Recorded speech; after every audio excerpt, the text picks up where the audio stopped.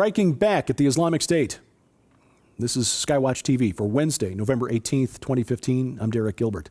Today, a special broadcast as we try to get a sense of how the West might respond to the brutal terror attacks in Paris last Friday.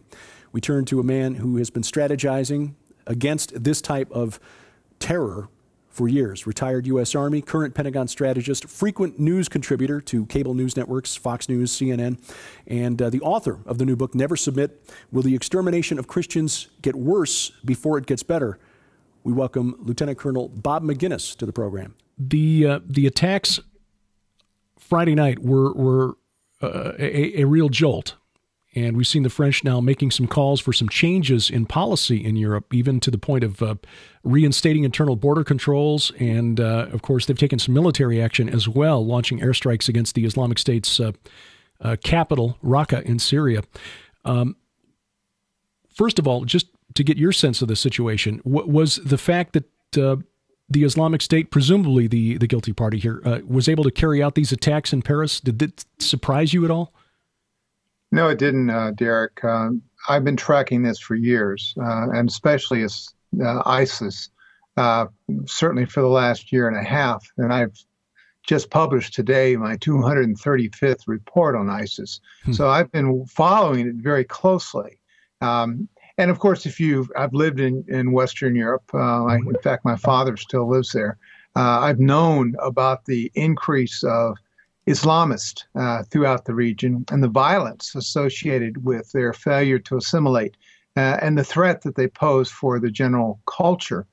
The fact that we've experienced over the last number of months a tsunami of refugees, some of which included ISIS sympathizers, and in fact, if you believe recent reports out of British newspapers, up to perhaps 4,000 of those refugees have been ISIS fighters themselves.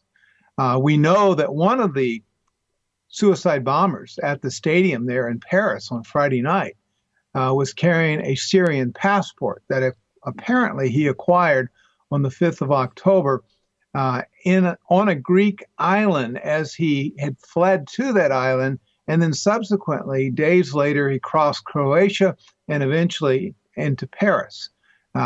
We also believe that this man, amongst others, were coordinating, based upon reports in the New York Times, with people back in Raqqa, Syria, allegedly the ISIS command, on the planning, the resourcing, the execution of the simultaneous attacks on 6 locations in Paris on Friday night. So, no, I'm not surprised. It is a war. It's one that we must recognize and immediately respond to. But unfortunately, given the stupid, naive approach taken by this administration in the United States, I fear that it will take events like what happened in Paris to happen here before this president will do anything meaningful. Did you watch the Democratic presidential debate Saturday night? And if so, how did you avoid throwing a brick through your television? Yeah, I watched some of the clips from that, and it was very difficult. They did not name Islam as center of this problem. No. They tried to obfuscate, responsibility. I think if we're going to have the next president, we want that next president to have his or her eyes open to what the facts are on the ground. That's why I wrote Never Submit, because, not only is there Christian genocide in the Mideast, but all non-Muslims are in fear. And even the Shia Muslims, who are not obviously Sunni, and now they're bringing that same intolerance, that same barbarian approach to life to Western Europe, and they will bring it to this country if we open our doors as this president would have us do. Yeah. The French, as I mentioned, responded immediately with strikes from their, I believe was from their aircraft carrier, the Charles de Gaulle? No, the Charles de Gaulle isn't quite in the Gulf yet. They had aircraft in UAE and in Jordan. Okay. And they obviously had refueling missions, but they went after 4 different types of targets in Raqqa, training facilities, which for some reason we haven't touched, command and control facilities, and depots and other types of activities, recruiting center and the like. These are targets that we should have hit a long time ago. There are, in fact, 60 different training facilities for ISIS in Iraq and Syria, turning out at least 1,000 fighters a month. So, as fast as we think we're killing ISIS people, they're regenerating, and they're got the help of a lot of people from overseas, to include some Americans that are going there.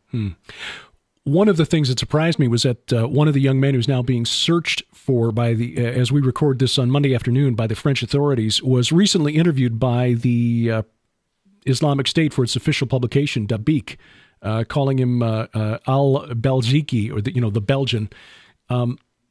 Given that they're not making any secret of what they want to do and even who their guys are, why have the Western Europeans, and why do we here in the United States have such a difficult time just saying what they're trying to do? I mean, with a few exceptions on the left, guys like Bill Maher, who's no friend of Christians, at least recognizes what's going on. Why do the rest of us seem to have such trouble identifying the problem for what it is?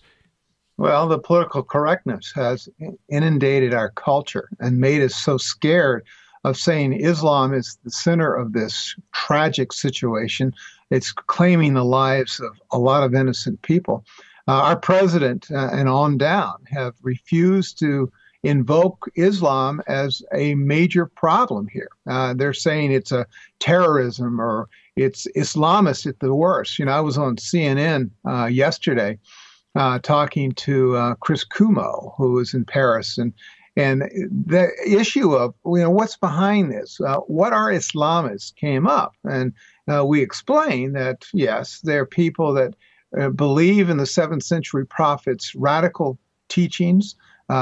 They believe in beheading. They believe in sexual slavery. They believe in a host of other things, beheading, that, that they execute every day. And when you talked about, Derek, about Dabiq, of course, their magazine named after the town where the final battle will take place between Christians, the Romans or the West, and the Islamists.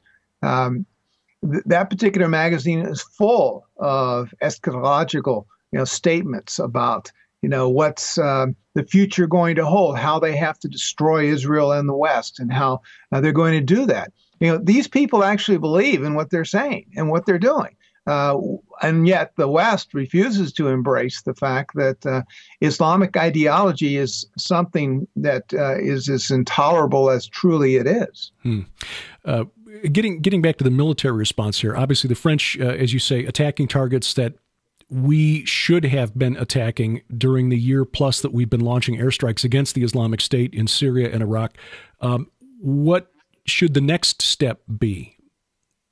Given that the Islamic State appears to be really good at dispersing when they're under fire and very mobile in its tactics, I guess what I'm asking in a roundabout way is, have our military strategists in general adopted the kind of thinking necessary to attack an asymmetric warfighting unit like the Islamic State? Well, you cannot defeat an asymmetric, enemy from the air. You just can't do it. Now, you can pinpoint, like Jihadi John we got the other day with a drone strike from a Hellfire missile. But ISIS has adopted. They know that, we know where their facilities are, and so they move all the time. They are well dispersed. I seriously doubt on Sunday that the French killed all that many important people when they went after those 4 sites, even though they dropped some heavyweight bombs and supposedly surprise. But al-Baghdadi said, no, we're going to be prepared. We're going to disperse. The only way to defeat an enemy like this is on the ground. You need air support, but you have to do it on the ground. Now, who's going to do that? Well, obviously, the Russians have 4,000 people in country, some of which are on the ground, though they don't acknowledge it. And they're, working with the Assad regime and some of their key allies. But if we want to destroy ISIS, and I think that they must be destroyed, it's going to take a coalition, and I believe the U.S. has got to lead. Now, the Turks have already indicated they're willing to join a coalition, but it has to be led and it has to be joined by others.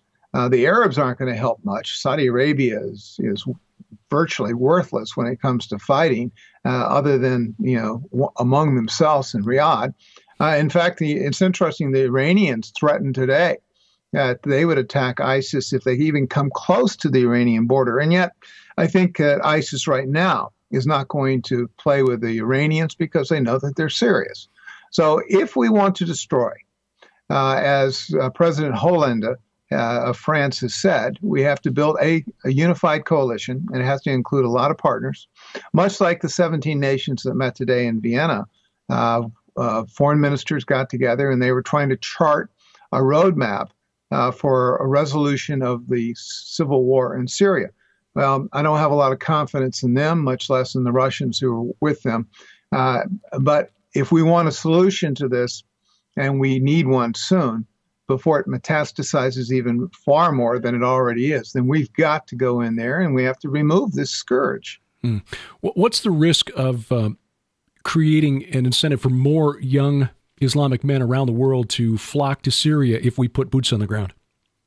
Well, you put boots on the ground, much like we did in 2003. I think when President Bush sent troops in there, we did instigate a civil war and an insurgency that was unnecessary. I worked against that behind the scenes, and yet the Bush administration said they knew better. So as a result, we had a civil war, we had ISIS created and the like. This time, we have to be very careful. Yes, a civil war has already been going on for more than 4 years. So what we're going after is one element of that civil war. And of course, that didn't dictate who's going to end up in charge. Likely, if Putin has his way, the Alawites either under Assad or under another similar butcher will continue to have authority in Damascus, because I think that is almost inevitable unless you want to somehow remove the Russians from the equation. No one said this is a simple situation. It's incredibly complex. But, I said earlier today, I think about a contingent of 100,000, with well-fortified, plenty of air cover. But you're going to have to go into a lot of small villages, a lot of towns, and you're going to have to clean out the barbarians. And that's essentially what you have. Then you've got to take over the cyber part. You have to shut them down, their social media.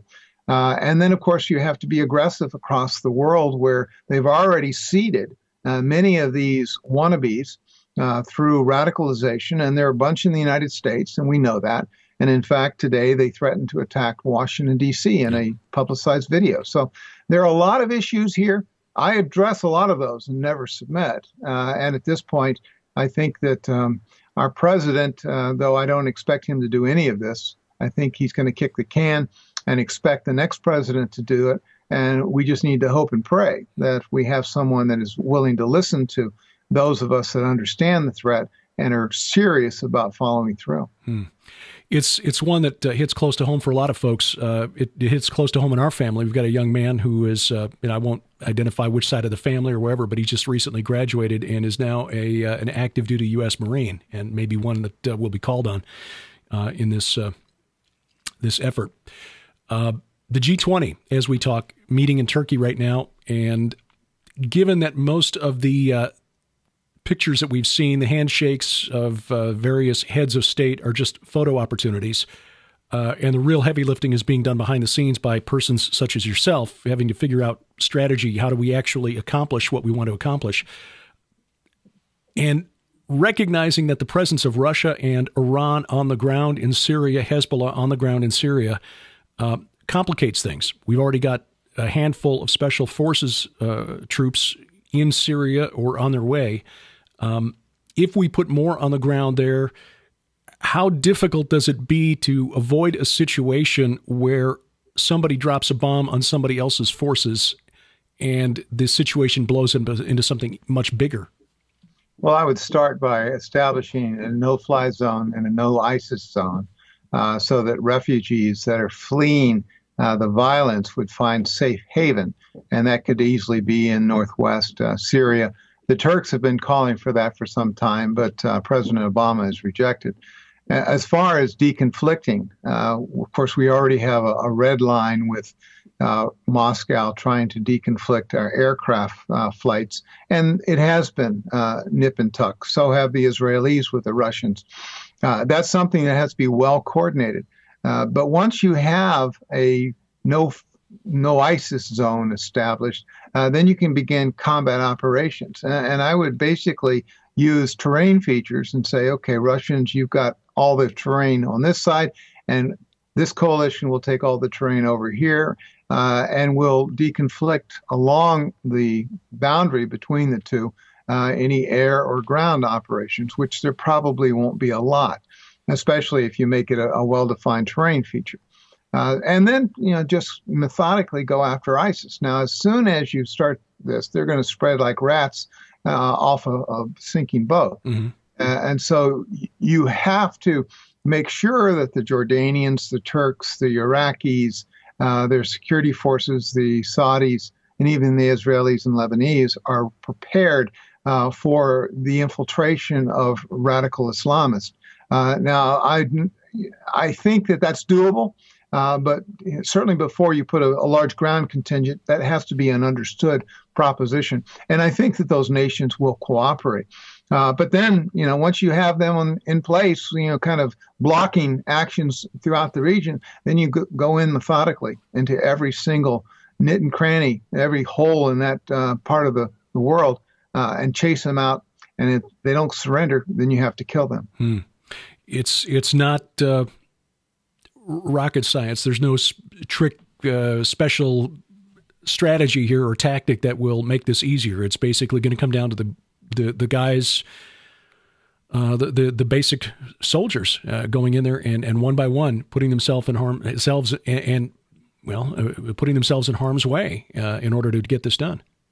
Absolutely. You can't turn the entire desert into a sheet of glass using napalm as we did in Vietnam, or even nuclear weapons. What you have to do is to clean it out. And anyone that goes in and cleans out a home, you have to look in every corner.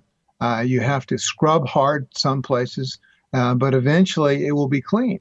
And unfortunately, because there are innocent people in the midst, innocent people will die, and that's always happened in war. We don't want that, and they will hide behind the innocents.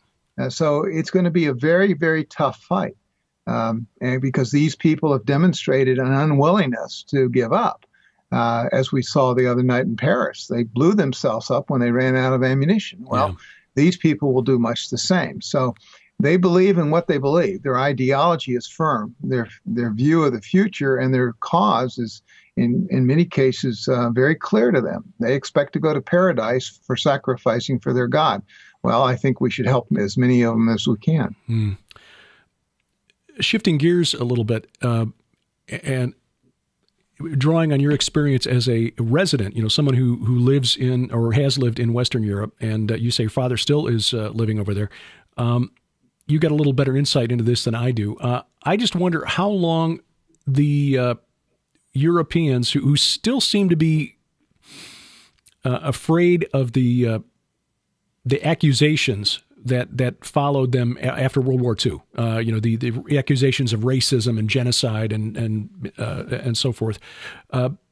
But somewhere in Western Europe, you've got the spirit of the people who 1,000 years ago were, the Vikings and, the Saxon warriors and so forth, who basically kicked the Britons out of Britain and kicked the Celts out of Europe. How long are the Germans, the Norwegians, the Danes, the Swedes, and so forth, the French, the Franks, who basically took over all of Europe, after the fall of the Roman Empire? How long are they going to allow this kind of thing to go on before far-right groups like the political party that is led by Le Pen in France rise up and start taking action in their own hands? Yeah, Marine Le Pen said the other day that France is not safe any longer. And it resonates with a significant part of the population. You found many groups, even in Germany, that are growing sick of what Merkel has done in that country. There was a demonstration on Saturday for that is support of the refugees in Hamburg. 6,000 people showed up. But I've been in contact with a man in Hamburg, and he said, look, 80% of the Germans have no tolerance for what Merkel has done. Yeah. That's why her popularity is in the toilet right now. I've been talking to a guy that lives on the Austrian border in Germany, and he says, well, maybe it's been a bit exaggerated. But what I'm finding as I look around from Sweden all the way down to Croatia and Greece and east to Germany and Poland, or east to Hungary and Poland, is that there is a growing dissatisfaction with the political class, that they don't understand the real problems. They're draining their economies. In fact, the new prime minister of Poland said, no more refugees. We're not taking any. The Swedes have closed their border. Of course, the French have temporarily. The French are especially a bizarre situation in that Hollande has called it a war, but he refuses to call ISIS ISIS. He calls it Daesh. And because it takes out the name Islam. Even the mayor, I heard her when I was on CNN the other day, declare that we're not against Muslims. We're just against these extremists. Well, if you don't know your enemy, like Sun Tzu, the Chinese military theorist, said many years ago, you have to know the enemy and know yourselves, and then you're not going to be fearful of 100 battles. Well, the French, I'm not sure really know their enemy. I'm not sure here in America we really know our enemy, and yet we face a situation where I believe they're growing in our own ranks, and we're not aware of it and much less prepared to resist. Is this an existential struggle for the nations of Europe? Well, I think it is existential because many of these people that, you've got about 6 million Muslims in an 82 million population in Germany that failed to assimilate. Now, when you look at the demographics, one of the reasons that Merkel has invited outsiders in is because the demographics of the German population are pretty old, and they need young workers. Yeah. And they've gone through 2 similar immigration periods before, and those have worked out reasonably well. This one's very different in that 80% of the people immigrating are young men. And when a refugee comes into Germany, it's expected that in a few years they'll bring maybe 3 or 4 others with them. And then, of course, their fertility rate is incredibly high. The German fertility rate, on the other hand, is about 1 per couple. Mm-hmm. So you're talking about, according to a organization in Bavaria of municipalities, that you're probably going to talk in another 5-6 years as many as 20 million Muslims in a population of 80 million. So the demographics of Germany could radically shift. Yeah. And if they all fail to assimilate, as we've found already, then you begin to lose culture, language, and obviously you don't have borders. So these are very significant altering. I suspect that the EU itself will come apart before we have this. And then, of course, you'll have just chaos in some of these areas. And, of course, there are nationalists in those countries, the Le Pens or, the Jörg Haiders that I talked to years ago that, resisted this sort of thing, will start to pick up arms, and they'll have civil war. Mm-hmm. I hate to say this, but it may come to a day where the Norwegian Anders Breivik, who killed all of those teenagers on that summer camp a couple of years ago, might be viewed by some in that nation as a hero because it was this sort of thing that he allegedly that he claimed was what motivated him to do what he did. The history of the world, has there ever been a time when bringing together people groups that are radically different, that don't want to assimilate with one another, has worked out well? I mean, forcing diversity into close proximity with one another. Are there any historical examples we can point to say, yeah, that worked out and was a nice, peaceful situation? I'm not aware of any, Derek, and quite the contrary. The reason why we had the Crusades and starting about 1032 is because after 300 years of Islamic radicalism, where they destroyed thousands of Christian churches, they took over, most of the Christian world from North Africa, the Middle East, and Southern Europe. Finally, the last vestiges of Christianity, under the Pope's leadership, decided to go back and to try to open the Holy Land again, because they were being denied even access to the Holy Sepulchre, the Church of the Holy Sepulchre in Jerusalem. So I think that's a precedent that we may see today, in part because they truly are taking over Northern Africa, most of the Middle East. Unless we push back, are we going to push back? Is because of political correctness and because our leaders today don't have the backbone that's necessary to come to the defense of their own culture, much less their own faith. Yeah. When we got political leaders saying or blaming this situation on climate change or the lack of jobs, it's clear that they've fundamentally missed the problem. The ultimate shape of Syria and Iraq, and this is more of a political question than a military question, but again, we've got diverse groups that have not wanted to assimilate for thousands of years. We're talking about the Kurds, you've got the Shia, the Sunni that have been fighting each other since 650. How do we finally set, and of course then you got the Christian communities, or what's left of them in Syria and Iraq. How do we set up that part of the world with some sort of system that keeps the peace? Well, certainly what the Brits did after the First World War didn't work with Iraq. It was an artificial country. And what we've seen here of late, where the Kurds are, congregating in the north and the Sunnis in the middle and the Shia in the south, it just has never worked. The same thing with Syria. You have the Alawites, we're dominating a country of mostly Sunnis. And the tribal differences, the ethnic differences, the religious differences really do matter. And so you're probably going to have to balkanize those countries into a Kurdistan, which is something that the Turks have resisted. But you've got Kurds in southeast Turkey, you have them in Syria and Iraq and Iran. So those countries are going to have to come to some realization that, maybe for peace and the future, we need to give these people their own piece of terrain. Same thing with those in Anbar province, the Sunnis, and of course the Sunnis that are in, especially east of Damascus, and then get the Alawites, little sector of, northwest Syria. If you don't, they're going to continue the hatred. They're going to continue the fighting. And until the Lord comes, nothing's going to change significantly if we try to force them into these untenable situations that we have today.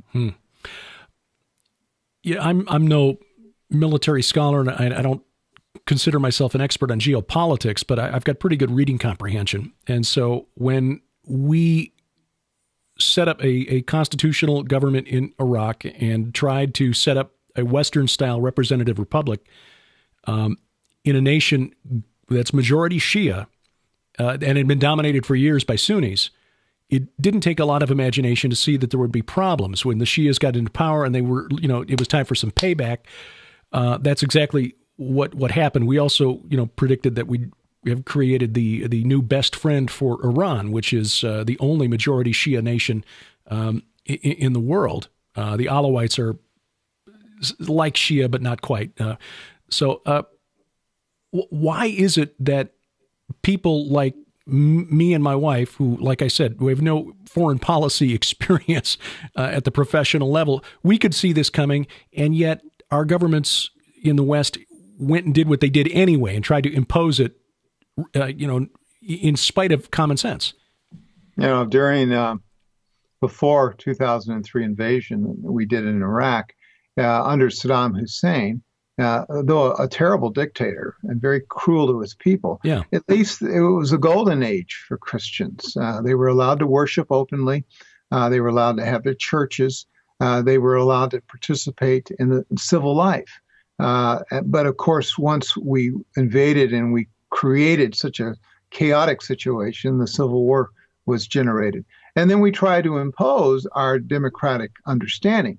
Years ago, I was in at a conference in Western Europe, and I spoke about the post-Soviet Union and how it was Christian principles that were imposed that radically changed and ultimately, I think, brought about the end of the Iron Curtain.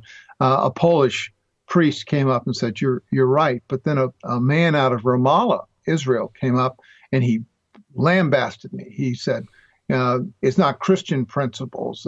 He took it as denigrating Islam. Well, the fact is that the way in which the Islamic world views itself and those around it is so radically different from the Christian message, and yet our naive thinking politicians that say, "Well, we're going to go and democratize a country locked in the 14th century like Afghanistan, or one that's been in terrible strife for hundreds and hundreds of years like Iraq," it just doesn't. It's just not common sense. And yet they have no understanding of history. They have no understanding of religion. They have no understanding of just human nature, given what's going on there. And yet, we've had leaders that would stand up and tell the American people, this is the way ahead. And then we just blindly sit back and allow this to happen. And we end up spending $1 trillion and wasting 4,000 of our young lives. Yeah. Yeah, and that's the tragedy of it, Bob. I have never served, but I come from a long line of folks that have been in this continent for over, going on 400 years and fought in just about everything, from the Indian Wars of the 1760s, the War of 1812, Civil War, World War I. It's been hard watching and again, having family members who are in the service now and seeing what's taking place overseas. And sadly, it appears that there will be more young American blood shed in order to try to clean up a mess that we have, at the very least, facilitated through our foreign policy there over the last 20 years. We appreciate your expertise, your analysis, and again, your willingness to come on such short notice here. I'll remind viewers that the interview with Colonel Maginnis about his new book, Never Submit, will be on SkyWatch TV in just a couple of weeks, first week of December. And I think you'll be blessed by that and also blessed by the book. Colonel Maginnis, thank you again for your service and for your time today. Thank you, Derek. Colonel Maginnis, the author of the new book, Never Submit, Will the Extermination of Christians Get Worse Before It Gets Better? A book that documents the threat posed by Islam, and not radical Islam, but Islam. As other scholars have pointed out, such as Dr. Timothy Furnish, the publisher of the website MahdiWatch.org, the Islamic State isn't hijacking Islam. The Islamic State is practicing a purer form of Islam. They've rolled the clock back 1,300 years, and they believe, and this is documented from their own writings, that they are fulfilling Islam the way Muhammad intended. How do we respond to that? Colonel Maginnis documents it in his book, Never Submit, looking at the threat, but also proposing some concrete solutions on how we can protect ourselves and the remnants of the Christian communities still in the Middle East. And you can get a copy of this new book from SkyWatch TV, $19.95 plus shipping and handling, but we'll add at no extra charge the book Blood on the Altar, which is an anthology including essays by a number of contributors, including yours truly. Again, both of those books, yours for $19.95 at SkyWatch TV Store. That's online at skywatchtvstore.com. And if you prefer to order by phone, the phone numbers are there at the website as well, skywatchtvstore.com. I am remiss, we're halfway through the month of December, and every month so far on SkyWatch TV, Tom Horn has made a point of offering a gift for your financial support, which is necessary to help us continue spreading the word as we do. Television time, as you might guess, is not inexpensive. So the month of November, a couple of books that are rather timely. Arms Open Wide by Sherry Gregg, a look at Jesus through the eyes of those he healed. And as we approach the holidays, Favorite Family Meals by Annabelle Carmel, 150 delicious and easy recipes, and you'll notice when you look at the cover of the book, the images, some of the food there decorated to look like creatures, animals, critters. The point, Annabelle Carmel is a best-selling children's food author, and this book is a way to get your kids involved in meal preparation, fun, fast, and healthier than processed, prepackaged foods. Instructions on how to give posted at the website, skywatchtv.com. If you have comments, questions, or suggestions, please send those along. Use my email address, dgilbert@skywatchtv.com. And thank you for watching as we keep watch. I'm Derek Gilbert, and this is SkyWatch TV.